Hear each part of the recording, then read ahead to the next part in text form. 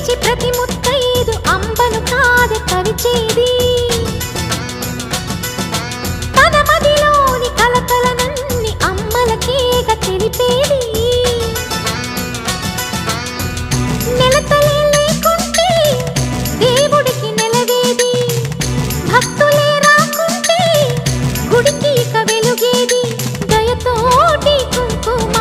పూలు అక్షింతలు